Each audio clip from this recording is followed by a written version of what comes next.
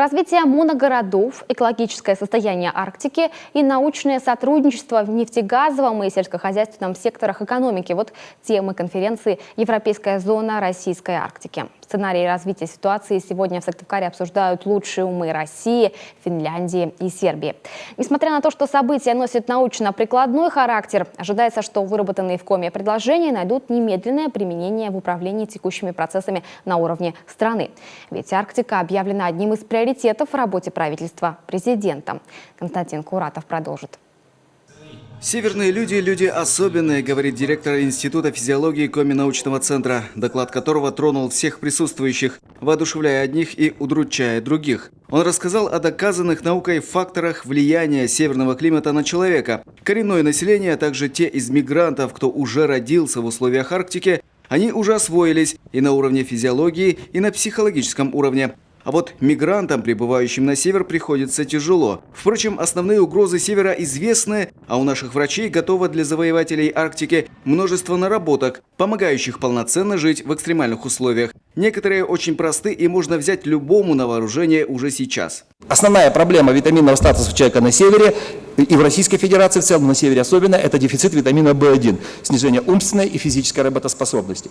Использование продуктов с качественным зерном, вот мы взяли за основу в Кирове есть НИИ сельского хозяйства, имени Рудницкого, там хорошая рожь, буквально несколько дней использовать пряники, так называемые умные, и проблема закрывается. Однако социальная картина сегодня не лучшая, отмечают выступающие. За последние 10 лет Воркута и Интап потеряли 350 тысяч человек активного населения. Большая часть мигрировала в более комфортные южные районы. Нужно дополнительно поддерживать арктические районы. Один из вариантов уже предложен главой Коми – оставлять в бюджете региона 5% от налога на добычу полезных ископаемых. Эксперты назвали это обоснованным предложением. Но в стране нужны комплексные изменения. Сейчас условия экономической и социальной жизни равны для всех субъектов, как для Коми, так и для Краснодара. Это по существу и есть один из основных элементов государственной политики в Арктике. Он должен быть, его нет, но он будет.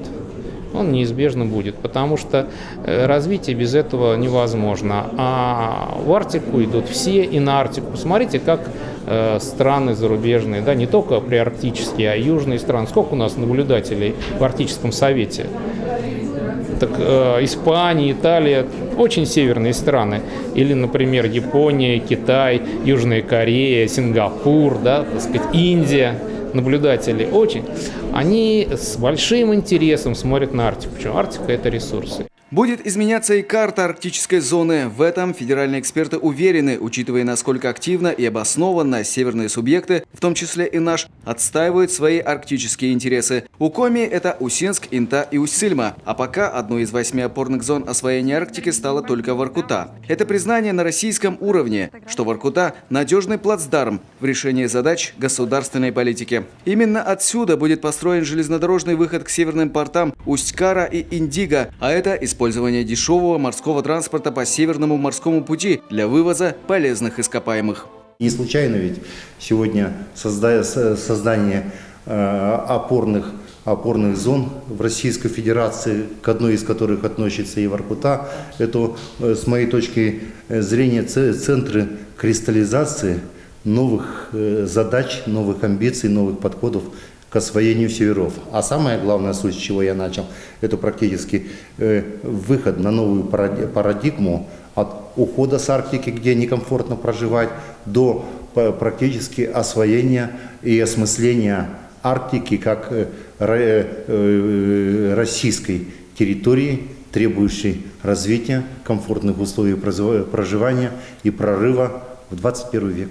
Перед наукой ставят и другие прикладные задачи, например, глубокое изучение и мониторинг мерзлоты, которая сегодня активно отступает и перестает быть вечной, а также переоценка ресурсов. Воркутинская опорная зона крайне богата высококачественным углем, который с выходом к портам будет гораздо более конкурентоспособен. К тому же у ученых есть перспективные проекты новейшего использования этого сырья. В частности, например, то, что в нашем институте были разработки, это получение так называемого гиперугля, то есть это высокая теплота сгорания, там это небольшие объемы, и так далее.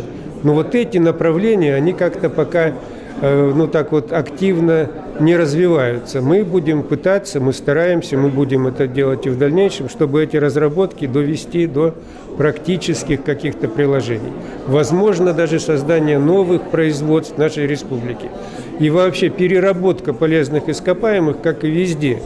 Поднимает на конференции кадровый вопрос. Кто будет добывать, перерабатывать, строить железные дороги и новые порты, прокладывать линии связи, ходить по северным морям? Особенная нехватка сейчас ощущается в инженерах абсолютно всех направлений. Эти специальности одни из самых востребованных и хорошо оплачиваемых. Наличие мощных, специализированных под освоение недр вузов в регионе хорошо, но недостаточно, считают эксперты. И уже сегодня обращаются ко всем заинтересованным сторонам. Необходимо гораздо более тесно сотрудничать с крупными предприятиями и развивать целевое обучение. С учетом того, что Арктика, да, это специфика, которая требует особых компетенций, нужно устраивать более тесную работу с предприятиями, то есть чтобы увеличивался целевой заказ, да, чтобы, то есть ребята знали, что они будут поступать здесь и оставаться в дальнейшем работать, что у них, да, уже будет рабочее место, высокооплачиваемая работа. Например, в настоящий момент всего лишь чуть более 3%,